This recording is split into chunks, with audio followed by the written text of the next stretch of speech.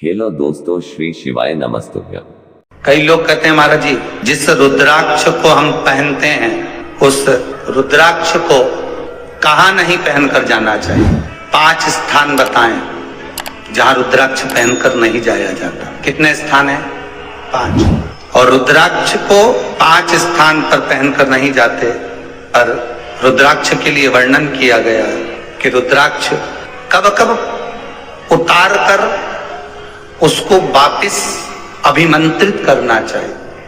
5 जगह पहनकर नहीं जाना चाहिए और रुद्राक्ष को अभिमंत्रित करना मतलब सीधा अमावस्या के दिन, पूर्णिमा के दिन, शिवरात्रि के दिन, श्रावण महीने के सोमवार को, प्रदोष के दिन, ये दिन आपके शरीर में जहां पर भी रुद्राक्ष है, आपके गले में अगर आप रुद्राक्ष पहने हो, आपके हस्त कमल में आप रुद्राक्ष पहने हो, आपने अपने पास में कहीं रुद्राक्ष रख रखा है, तो उस रुद्राक्ष को अमावस्या, पूर्णिमा, शिवरात्रि या श्रावण का सोमवार या प्रदोष आदि, इस दिन उस रुद्राक्ष को एक बार दूध में धोने के बाद उसमें थोड़ा सा सरसों का तेल अवश्य लगाना चाहिए। क्या होगा उससे? उससे होगा क्या? शिव महापुराण की कथा कहती है, महाराज रुद्राक्ष को दूध में धोने के बाद, स्नान कराने के बाद, जल से स्नान कराया, थोड़ा सा सरसों का तेल लगा दिया। महाराज क्या मिलता है उससे? तो कहा उस रुद्राक्ष में बल प्राप्त होता। कौन सा बल? जो शरीर के अंदर बीमारियां बढ़ती हैं, उस बीमारी को वो रुद्राक्ष धीरे धीरे समाप्त करना प्रारंभ कर देता है। पर एक और चीज याद रखना, जिस रुद्राक्ष के पानी को आप बीमारी के समय पर गलाकर पीते हो, उसमें सरसों का तेल नहीं लगाना। उसमें सरसों का तेल नहीं लगाना। उसको तो आप केवल स्नान कराओ दूध से, जल से, और फिर उसको गला दीजिए। उसका पानी आप पीना चालू कर दीजिए। जिसको बड़ी बीमारी होती है उसके लिए कल कथा में वर्णन किया रुद्राक्ष के जल। रुद्राक्ष का जल पिया जाता है शरीर के अंदर से रोग को, बीमारी को हटाने के, रोग बीमारी को समाप्त कर। तब 5 स्थान बता दिए, 5 जगह बता दी, 5 स्थान निश्चित कर दिए जहां पर रुद्राक्ष को पहनकर नहीं जाना। पहला, किसी की मृत्यु वाली जगह पर। दूसरा, जहां पर बच्चे का जन्म हुआ, मृत्यु आदि जगह पर सूतक लगती है। जहां बच्चे का जन्म लेता है वहां सावड़ लगती है। मतलब जीव जाने के बाद दुख का सूतक होता है, और बच्चा जब जन्म लेता है तो सुख की सावड़ रहती है। सुख की 2 स्थान। तृतीय स्थान, तीसरा स्थान दिया जहां पर वैश्यावृत्ति होती हो या महाराज मदिरा का पान होता हो, उस स्थान पर रुद्राक्ष को नहीं ले जाया जाता। चौथा स्थान रुद्राक्ष के लिए कहा गया, जिस स्थान पर आपको ज्ञात नहीं है और आपको लगता है कि ये स्थान अज्ञात है, यहां पर कई जगह पर कुछ जीवों की हत्या हुई है या किसी जीव को नष्ट किया गया है, उस स्थान पर रुद्राक्ष को नहीं ले जाना चाहिए। 5वां, महाराज आपके रुद्राक्ष का जहां अपमान हो रहा है, अपमान से समझ में आ रही है ना आपको बात? एक आय को ढोंग प्रपंच में पढ़ा है, कौन ने कहा इतने रुद्राक्ष धारण कर ले? कौन ने कहा है? क्यों ढोंग प्रपंच में पढ़ा?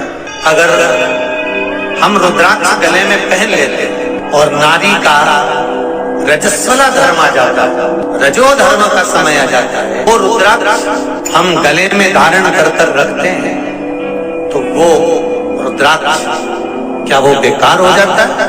पहले एक बात बहुत अच्छे से समझ में, आप सन्यासी हो, जम के बोलो जरा, आप तपस्वी हो, आप साधक हो, आप उपासक हो, या आप बैरागी हो, आप एक गृहस्थी हो, घर में रहने वाली माँ, गोदी में रखा हुआ बालक अगर गंदगी भी कर दे, पूरे कपड़े को भी बिगाड़ दे, तो माँ बच्चे का कपड़ा बदल देती है, और बदल कर माँ को ये जरूरी नहीं है कि उसको साड़ी बदलना, उसको कपड़े बदलना या उसको फिर नहाना।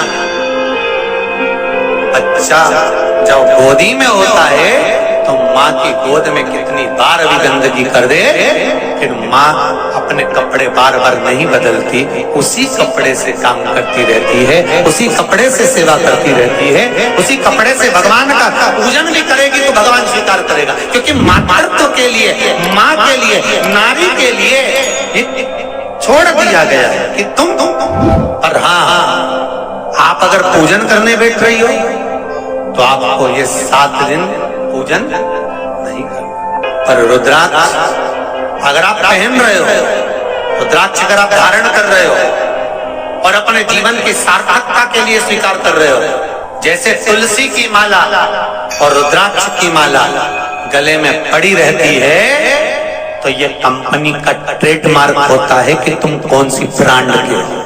ये कंपनी का ट्रेडमार्क है।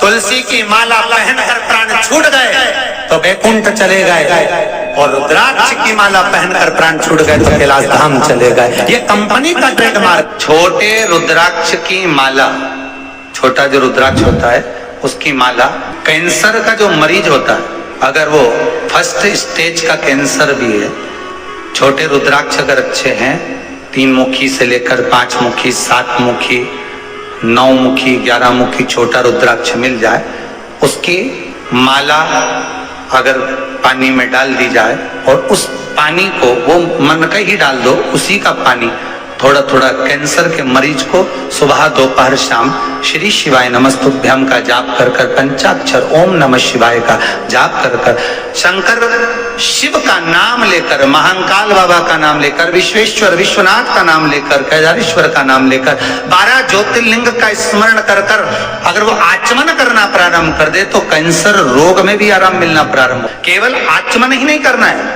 अगर स्त्री है तो अपने उल्टे हाथ पर भी उस मनके की माला को लपेट सकती है। पुरुष है अपने राइट हैंड में उस माला को, अगर कैंसर से पीड़ित व्यक्ति है, रोग से बहुत पीड़ित व्यक्ति, उसको बल मिलता है, उसको पावर मिलता है, उसको एक एनर्जी, उसको एक तेज मिलता है रोग से लड़ने का। कई लोग कहते हैं महाराज जी रुद्राक्ष को सिद्ध कैसे करना चाहिए, तो शिव महापुराण में एक ही उपाय लिखा है, 108 बेलपत्र पर शंकर का नाम लिखकर समर्पित कर दो, या लाल चंदन चढ़ाकर समर्पित कर दो रुद्राक्ष के ऊपर, या उस रुद्राक्ष को आप अभिषेक में समर्पित कर, या उस रुद्राक्ष को सरसों के तेल में रखकर उसको फिर समर्पित शिव जी को कर। रुद्राक्ष को निकाला, शंकर जी के ऊपर रखा, शिव जी के चरणों में रखा, अभिषेक किया, उसको धारण किया। सिद्ध कैसे करना है, तो शिव महापुराण की कथा में एक संवाद बड़ा सुंदर लिखा कि रुद्राक्ष अपने आप में सिद्ध है।